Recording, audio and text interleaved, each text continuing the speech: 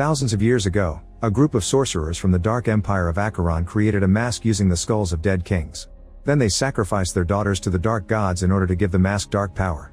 Afterward they went out to enslave the civilized world, killing any person that dared to get on their path. Only the barbarian tribes were left to rise up against them, and during a very violent and bloody battle, the leader of the Cimmerians Charon defeated the sorcerers and destroyed the mask. Then each tribe kept a mask shard so nobody could use it, but a prophecy said someone would try to put all the pieces together again. Eventually Acheron fell as well.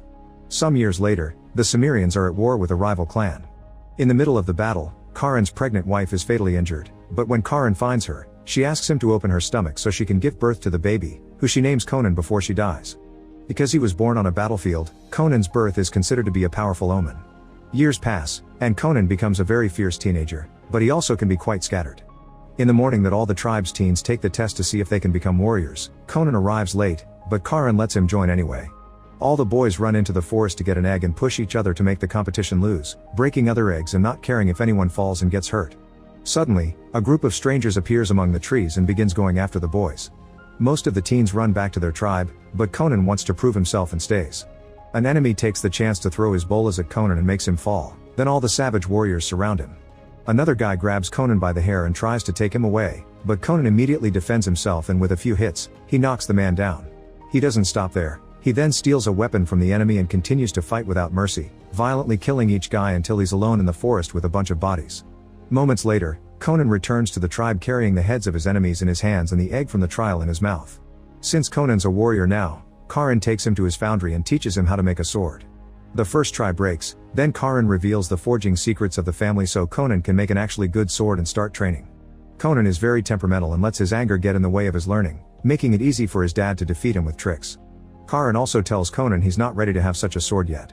Sometime later, Conan is alone in the forest and sees a bunch of armored warriors with the symbol of a two-headed serpent ride by.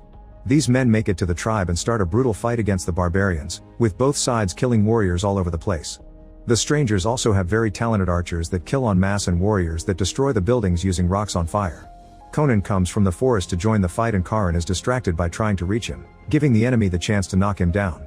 Conan sneaks around and discovers his dad has been taken to the foundry to meet the enemy leader Zim, who demands Charon's mask piece as he reveals he has all the other shards already. When Charon refuses, he is restrained and hurt to try to make him talk. Furious, Conan jumps in and attacks a warrior named Lucius, managing to cut off the man's nose.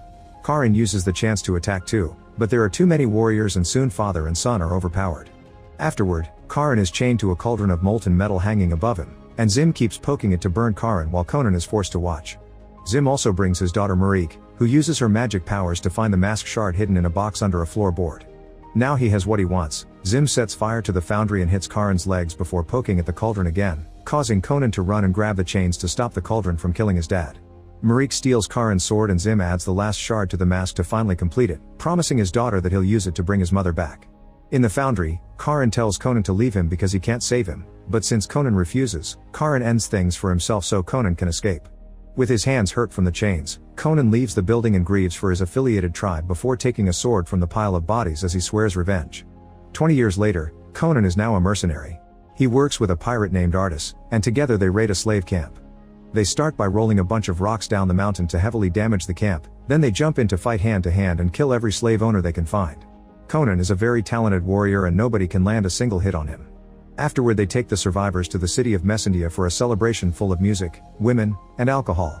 Suddenly, a bunch of men with the snake symbol arrives at the party, and Conan notices they're led by Captain Lucius. They seem to be looking for something, and Conan realizes they're after a pickpocket named Allah Shan. Conan grabs Allah Shan and attacks a guard before handing himself in on purpose because he wants to learn more about his enemy. Soon Conan and Allah Shan are taken to a dirty prison where criminals are put to work. Conan is left in chains, and when a guard makes fun of him, he jumps in and starts another fight, hurting the guards until they reveal where Lucius is hiding. Then Conan uses the guard's head to gain access to the captain's quarters, where he begins fighting even more guards, killing them to the delight of the prisoners that are watching.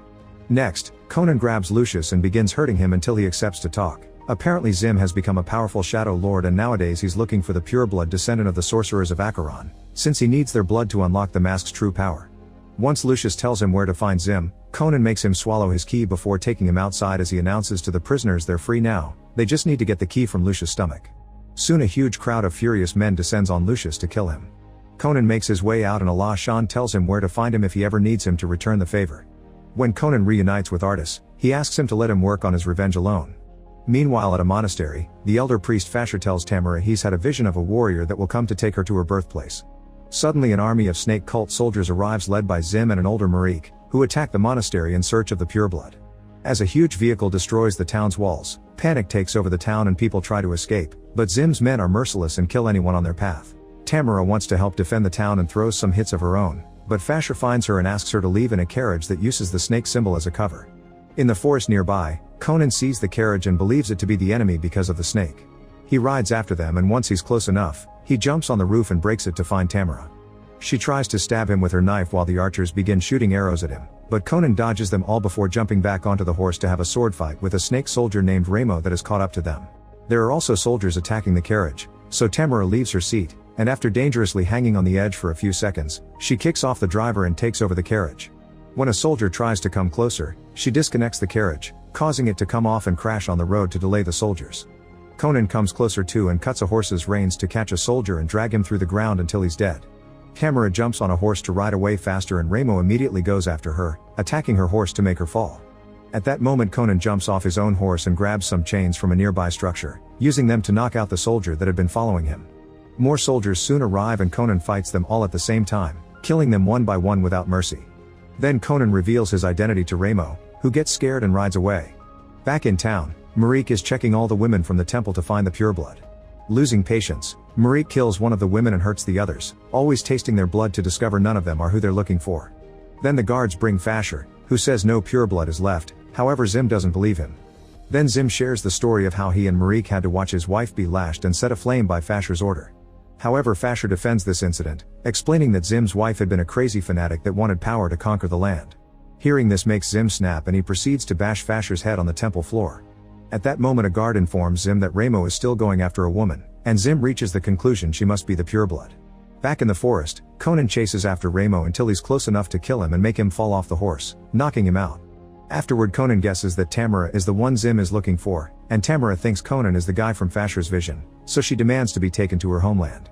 When night falls, Conan keeps Tamara tied up just in case she wants to escape since he wants to use her to attract Zim. When Tamara asks too many questions, Conan shuts her up by putting some cloth in her mouth. The next morning, Ramo wakes up and tells Conan that Tamara is the last pureblood from Acheron. He offers Conan a big reward for her, but instead Conan ties Ramo to his horse and makes him guide him to Zim. After lots of traveling, they finally reach Zim's camp, where they find a bunch of abandoned catapults. Conan ties Ramo to one of them and covers his mouth with the same cloth before catapulting him, causing Ramo to die when he crashes right into Zim's giant vehicle. Marik checks on the body and finds the piece of cloth with a message from Conan asking Zim to meet. Using her magic on the cloth, Marik confirms Tamara is with him. Moments later, Zim and Conan meet at an abandoned outpost. Tamara is tied to a post but it's only for show since she has her knife in her hands. Zim tries to buy Tamara, but Conan demands a fight. Suddenly Marik also shows up and uses her magic to make soldiers out of sand that immediately begin attacking Conan. It's very hard for him to fight them because they keep on dodging his blows by fusing with the sand on the ground, and soon Conan is knocked down. Then the Sandmen begin throwing their weapons at Conan, who immediately begins running away. One of the Sandmen also approaches Tamara, who quickly frees herself with the knife and hits the Sandman before running as well. Conan climbs the building as high as possible and when the Sandmen come after him, Conan acts fast and pushes them to the ground, where they're smashed back into grains of sand. There's a Sandman going after Tamara that makes her fall through various wooden platforms, but before he can reach her, Conan destroys him just in time. There's one last Sandman left, but now Conan manages to recover his sword and destroys it in seconds. Afterward Zim comes to fight Conan directly in a sword duel.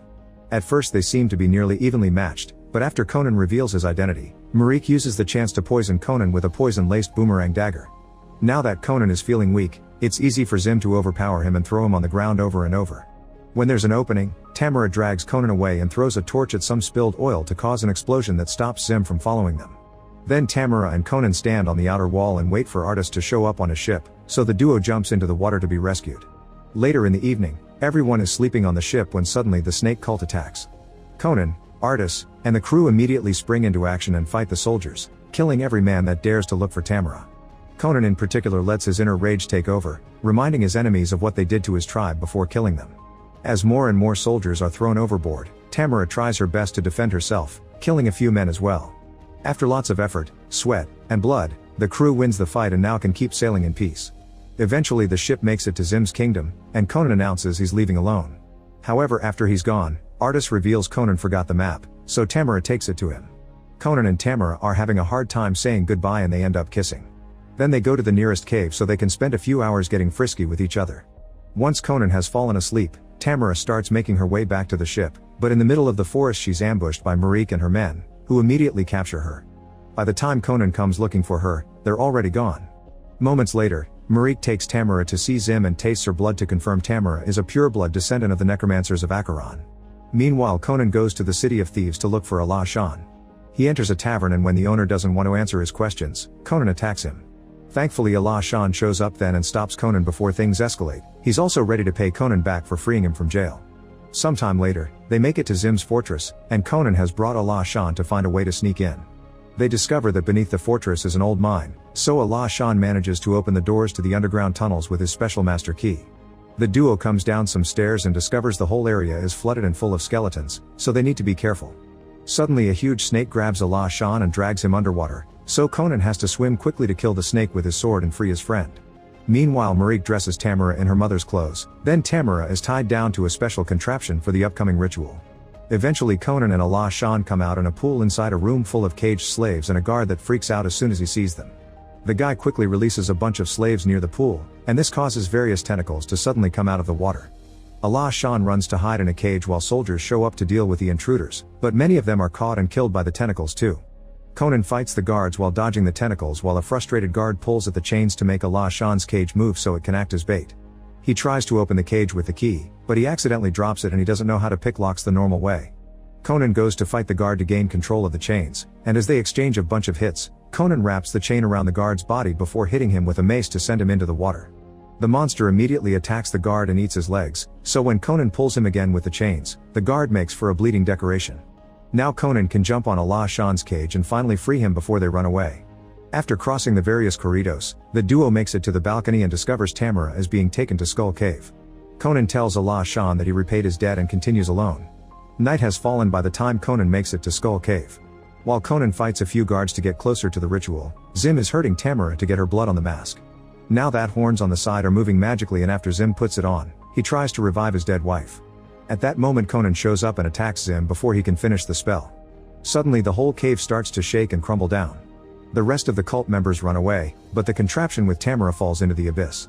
Fortunately the sticks on the sides make it get stuck on the walls, and Conan jumps after her to save her. However Zim comes as well and begins another sword duel with Conan while standing on the contraption. The men exchange a few blows and when the entire cave shakes again, the contraption slips and is left hanging on its side, so Conan has to grab on Tamara's chains not to fall. Zim does the same thing and begins spinning the contraption, but this gives Conan the chance to reach Tamara and finally free her. While Tamara runs away, Conan and Zim keep on fighting until they fall. The contraption quickly follows them and crashes on their spot, but both men jump out of the way just in time. Meanwhile Marique follows the smell of Tamara's blood to find her, and the women start a fight as well. Conan hears Tamara calling his name and goes after her while Zim follows him. At that moment Tamara manages to punch Marique on the face and throw her against the wall before fleeing. However Marique can still smell her blood and easily finds her again, then she uses a chain and a rock to try to kill her. Luckily Conan shows up and stops her by cutting her hand off, then Tamara pushes Marique off to her death. Afterward Conan and Tamara try to escape, but a column crumbles and causes them to split. Conan keeps moving and bumps into Zim, who admits he's using Charon's blade. Hearing this, a furious Conan uses his bare hands to retrieve the sword that belongs to him, and since Zim has two other swords anyway, they restart their fight by dual wielding. A fierce duel ensues but this time, Conan easily overpowers Zim, to the point where he drops a sword and decides to keep fighting only with his father's blade. Soon Conan is disarming Zim and pushing him against a wall, where he's blocked by falling debris. Then Conan reunites with Tamara and they run out of the cave while it's revealed Zim is still alive. When he finds the body of his daughter, he is devastated and yells that he'll have revenge. Conan and Tamara are running through a bridge, but suddenly a wooden board breaks and Tamara falls through the hole. Luckily Conan grabs her chains just in time and saves her, however Zim shows up and finishes the spell to summon his dead wife. The spirit of the old witch begins possessing Tamara's body, and she begs Conan to let her go. When Conan refuses, Zim makes fun of him for being stuck in the same situation again, but Conan uses his sword to cut the bridge and makes Zim fall to his death. This immediately interrupts the spell and Tamara goes back to normal. Afterward, Conan finishes pulling Tamara up and they escape from the cave safely. With the snake cult destroyed, Conan returns Tamara to her birthplace, telling her that they'll meet again someday before leaving. Sometime later, Conan returns to his old village to show his father's grave that he's finally worthy of the sword. Make sure to subscribe and turn on notifications so you can watch more videos like this. Thanks for watching.